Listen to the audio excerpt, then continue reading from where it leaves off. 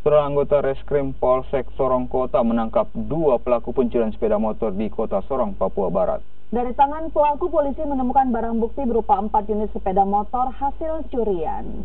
Penangkapan kedua pelaku ini berdasarkan keterangan dari korban yang melapor di Polsek Sorong Kota. Kemudian Kapolsek dan Reskrim Polsek Sorong Kota melakukan penyelidikan dan mengolah TKP dan memeriksa rekaman kamera pengintai atau CCTV yang terpasang di TKP, serta melakukan pemeriksaan saksi korban dan kemudian didapati pelaku beserta penadah dan barang bukti.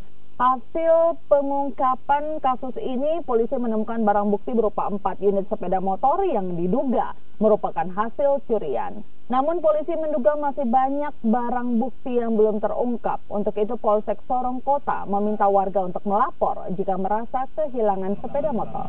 1 minggu kita dapatkan 2 pelaku, satu sebagai penadah, satu sebagai pelaku utama. Namun ada beberapa pelaku yang masih kita incar, kita lidik dan cepat kita tangkap.